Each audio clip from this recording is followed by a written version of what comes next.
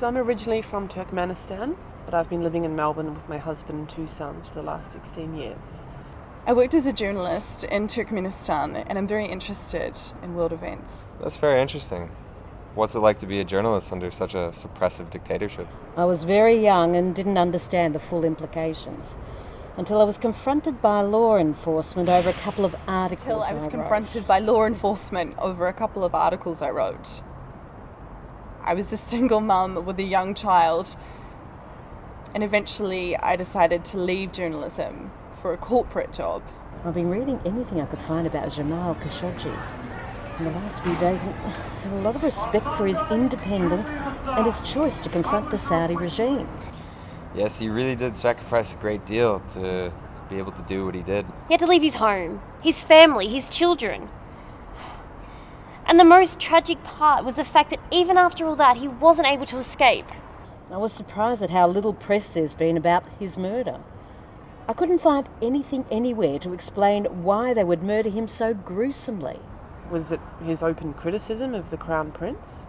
Well, I think the particularly gruesome nature of it might have been the result of a failed attempt to hide the evidence.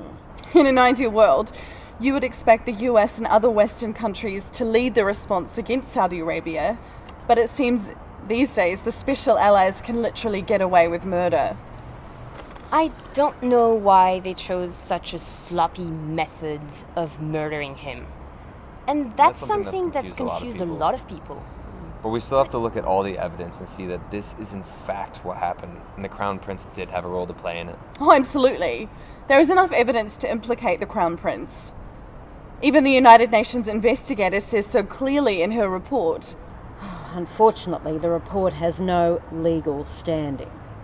I think it had to do with Khashoggi's criticism towards the government and his fighting of the false image of reform that the Crown Prince is putting forward. Do you think they were planning to kill him all along?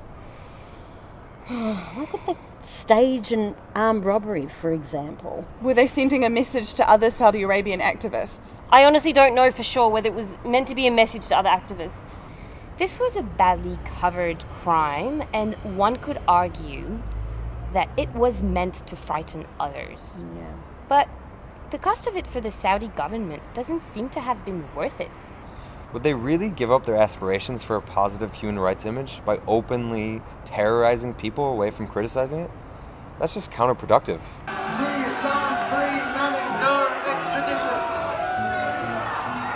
Wow, the world post 9/11 has changed dramatically, and particularly in regards to individual freedom.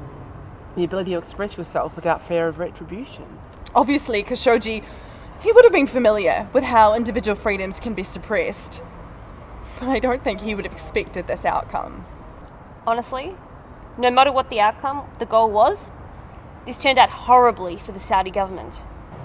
The most likely explanation I would support is that this was orchestrated by incompetent actors. Accept compromises in the case of his murder, and that we will not keep silent on It turned out horribly for Khashoggi. I mean, the Saudi government got away lightly.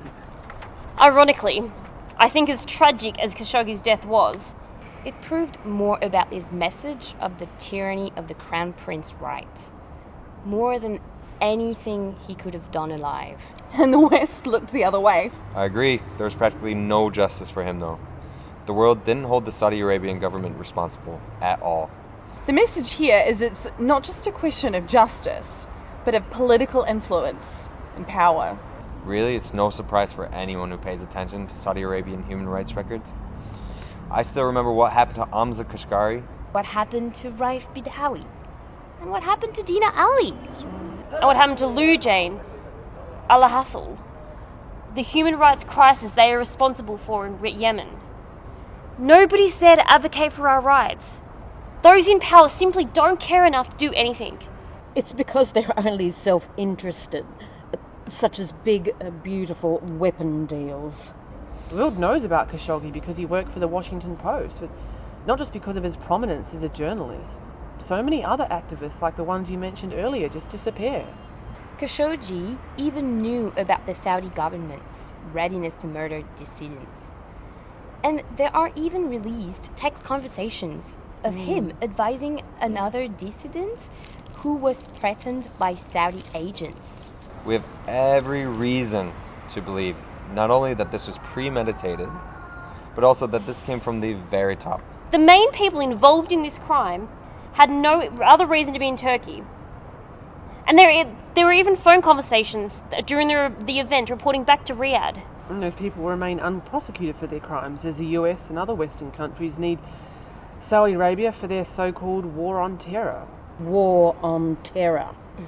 To keep Iran in check, to be a thorn in Turkey's side, and to keep buying weapons. I mean, international law is difficult to implement and police when there's no goodwill. I think that it's everyone's responsibility in a free democracy to make sure the human rights and well-being of people in countries where they're denied the most essential rights and freedoms Is advocated by our government's representatives. And we can afford that through our vote. Is this something you'll be doing as well? I do what I can to make sure people aren't fooled by the facade. كان قد نظر نفسه وحياته haberler alıyoruz. ما تكمموش صوت Orayla الصحافة، ما alakalı. تمنعوش رأيه وكلام. تحمي الجوار والحرم. Halk